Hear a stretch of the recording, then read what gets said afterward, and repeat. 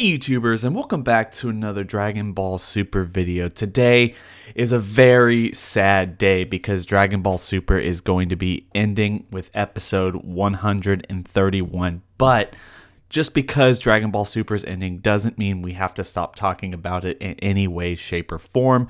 And because it's ending, we're not going to have to rely on previews, discussion videos, even theories about what could happen next.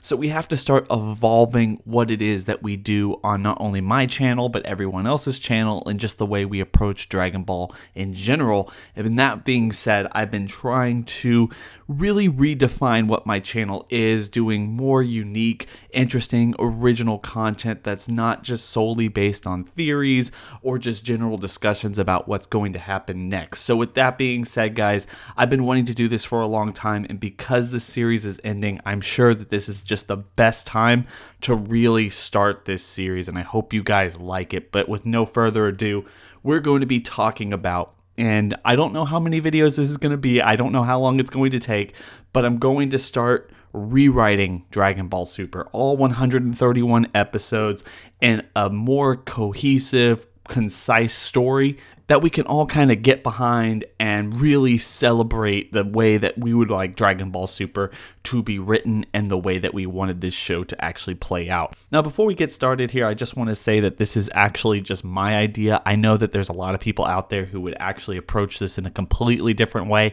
I think that's totally fine. I want you guys to go down to the comment section below and share your thoughts and opinions on not only what I'm pitching, but also pitch what you would like to see in any particular episode. I'm going to be approaching this in an episode format, so every couple of videos I'm going to go through 1, 2, 3, 4, whatever I think is appropriate in order to tell the story that we're actually trying to set up.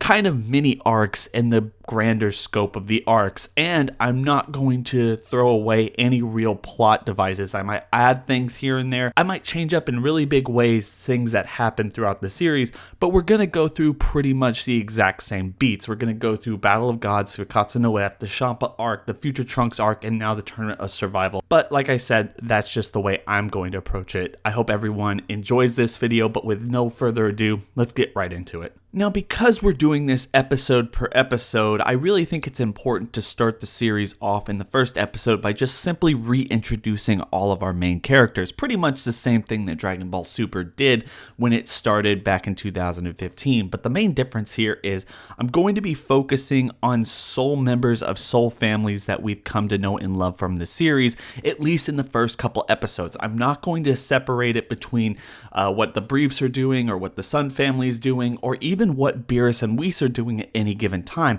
At least for the first three, they're all going to have their own separate moments that are probably going on at the exact same time. So obviously, the best way to start this is with the Sun family: Goku, Goten, Chi-Chi, Gohan, Videl, and Mr. Satan. Of course, they are kind of related at this point, and just kind of reintroduce these people in the best way possible. So we would start off the very first episode of the series pretty much the exact same way that Dragon Ball Super started, with Goku kind of daydreaming as he's on the tractor and having all these flashbacks into what we saw throughout Dragon Ball and Dragon Ball Z, leading up to the death of Kid Buu. And as we kind of go away from that, we realize that Goku is in fact actually sleeping on the tractor as it's heading towards the cliff that he's farming on. And it's actually the falling of this tractor off this cliff that wakes him up from his dream and kind of puts him in a semi-panic mode that he uses his instantaneous movement to go back up to the top of the cliff, but he doesn't save the tractor and it plummets to the ground and blows up. And so Goku's just sitting there for a moment going, oh no, like Chi-Chi's going to be super mad at me, what am I going to do? But it's around that time when Goten shows up with Goku's lunch and the two share a nice father and son moment. Of course, there is that kind of bickering back and forth about whether or not Chi-Chi is going to be mad at Goku for breaking the tractor and being unable to complete his farming duties before he actually goes home, and she's going to be really mad at him. But around the same time, Goten brings up another question that he has for Goku, because we are quickly approaching the 1-year anniversary of Gohan and Videl's wedding, and Goten really wants to get something for Videl to make her feel like part of the family. Goku kind of ponders this for a moment and then uses his instantaneous movement to just completely disappear from the situation. Of course, this leaves Goten kind of in a state of shock. He doesn't know what exactly is going on, and he's left there just for a moment before Goku comes back and hands Goten the Dragon Radar and tells him, I know exactly what you should do. Why don't you take this and go find a Dragon Ball to give her for their wedding anniversary? It's somewhat of a special gift and a family heirloom. We've always had one in our family. Goten kind of jumps at the idea and he thanks his dad and flies off looking at the Dragon Radar. This leaves Goku alone in somewhat of a perpetual state of what am I going to do? Chi-Chi's going to be super mad at me as he looks out into this massive unplowed field. But then Goku gets an idea. He smiles and he turns instantaneously into a Super Saiyan. He throws up his hands and several ki blasts shoot out of his fingers, go directly into the ground, and push the ground forward, making complete rows of plowed land that he can then plant the radishes that he's planting throughout. He doesn't need a tractor. He uses his own abilities in order to do this, plus he does it as training. I love that because I think Goku could have actually thought about that. He didn't have to use the tractor for any real reason when he had the ability to do basically everything much quicker on his own. Anyway, from there, we jump to Mr. Satan, and instead of giving any speeches like he did in the original series, he's giving a speech about opening his new hotel. It's going to be this big party that he's planning privately for the end of the week, and the only people are going to be allowed there are friends and family and a couple of reporters. Everyone is getting super psyched to see this brand new spectacle of a building that he's been building over the last year, and it's finally about to happen. Of course, at this time we get a comedic moment where Boo comes in and he has to explain to everyone who Boo was because they have used the wish at this point to make everyone forget about who's Boo. But he does kind of bring out this idea that his fame has kind of gone intergalactic the same way he did in the original Dragon Ball Super episode. At the same time, we go to Gohan and Videl. They're having kind of a nice little dinner. They kind of talk a little bit about their anniversary, but Gohan has been studying pretty hard for an upcoming exam that he has to take because it's nearing his graduation, and he's really wanting to be a scholar because he has aspirations at this point to get a job as a professor somewhere. You know, this is one of the things that he's really gearing up to do, and we have to set up this plot point because it's going to be something that he instantly has to deal with as we get into some of the bigger things that happen throughout the series. I think Gohan's character, if he's going to be a scholar, that's fine, but he's really going to have to work for it, so we're going to have to set that up at the very beginning. He's not just studying, Videl's not just helping him, he's trying very hard to get to his dream, but things are going to start being thrown at him like Beerus and Frieza and the Tournament of Power and all this other stuff throughout the entire series.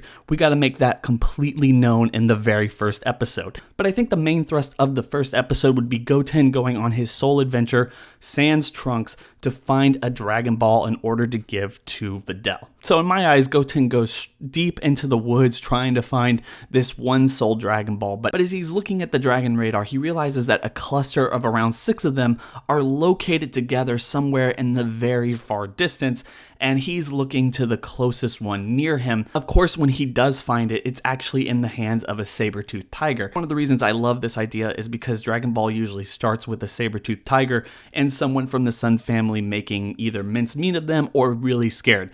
Goku in the original Dragon Ball kind of took out the tiger. Gohan ran away from it. I think Goten actually ends up helping it. So obviously Goten's strong enough to take away the Dragon Ball from the tiger, but that makes the tiger mad and he starts chasing after Goten. Goten of course thinks that this is incredibly funny and he starts kind of playing around and messing with him as he's kind of running away with the Dragon Ball. But the saber-toothed tiger is so angry that he actually ends up stepping on this giant snake that retaliates against the saber-toothed tiger and actually starts to hurt it. Goten turns around and sees what's going on and feels a little bit sorry because he's definitely caused this, and he ends up actually helping the tiger. And at the end of all of this, the snake goes away and the tiger actually becomes really friendly with Goten, and they have kind of a nice little moment together. And at the very end of the episode, Goku and Goten go back to their house and he tells Chi-Chi exactly what he did and that he has completely finished his job. She is in disbelief and she allows him to go train on King Kai's planet, but she does make sure to warn him that he needs to be back for the anniversary party that Mr. Satan has been promising everyone. Goku promises anything at this point and just simply teleports away to King Kai's planet. Goten shows Chi-Chi the Dragon Ball and they're both kind of really happy. Cut to credits. That's the very first episode, and we go directly into the second episode, where we start with a very familiar scene of Vegeta training in the gravity room with some kind of ridiculous gravity multiplier where he has to turn into a Super Saiyan just to stop from getting crushed to death after only about a minute of dodging beams, turning off the machines, and ultimately trying to survive whatever training method he's put himself through. After he turns into a Super Saiyan, he blows up the room and thus turning off the gravity room, making himself safe once again. And as he's walking out of the gravity room, he is given a mouthful by Dr. Briefs, who is completely fed up of Vegeta destroying all of these training rooms and exercise rooms that he's taken so much time to actually build for him. Vegeta just kind of passes him without really listening, but he's out of any training room activities, so he has to kind of start taking a break. This gives Bulma an idea as she looks at Trunks, and Trunks gets this huge smile on his face. He goes up to Vegeta and asks whether or not he can finally keep his promise and take them to the park or the fair or the event that they go to from the second episode of Dragon Ball Super. Vegeta at this point really reluctantly agrees because there's no other training room for him, and just as they're getting ready to go, boom, Goku jumps into the scene. He uses instantaneous movement and he approaches Bulma in a really ridiculously comedic way as he's pleading and begging for her to give him the Dragon Radar because he needs it for one reason or another. He doesn't really tell anyone why or for what reasons. Bulma's really annoyed, but she ends up giving it to him. Vegeta gets this little smirk on his face because it's obvious that Goku isn't training the same way that he isn't training, and because of that, he's a lot less reluctant to go on this family trip than he was just mere moments earlier.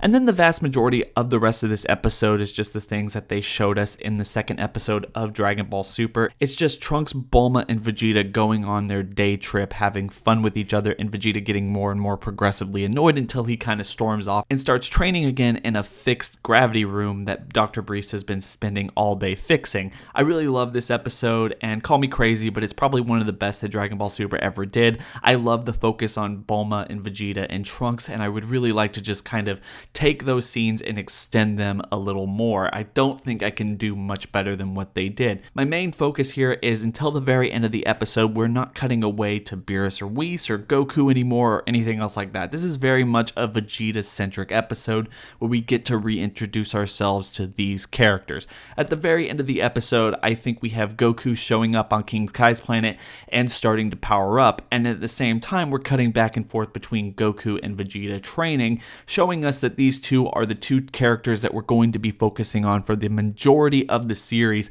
and the two characters, unlike everyone else that we've seen thus far and everyone that we're going to be introducing after this, these are the two people that no matter what, they're always going to be training and making themselves better. We need to re-establish that. So on King Kai's planet, we have Goku going Super Saiyan 2, and he might even turn into Super Saiyan 3 just to see how much he can actually push his body. And at the same time, we have Vegeta training and going Super Saiyan as well. And we get this kind of duality with their characters. We know that these guys are going to be pushing themselves throughout this entire series to new and more extreme limits. So guys, those are the first two episodes of this rewrite series. I'm going to just keep it there. In the next episodes, 3, 4, and 5, I'm probably going to do in the next video here, we're going to start changing the story a lot more. We're going to have things connect. We're going to start introducing Beerus and Whis and maybe even Champa and Vados if I can throw them in there as well. But there's going to be some significant differences. I hope you guys really enjoyed this video. I enjoyed making it. I hope you guys are more excited about the future of this little series, and I hope you guys have really enjoyed Dragon Ball Super throughout its nearly 3-year run. I hope everyone will like, comment, and subscribe. Hit that bell over by the subscriber button. Notify you every single time I upload, especially this particular series. Share this video out to all your friends so they can share their thoughts and opinions as well. It's been real.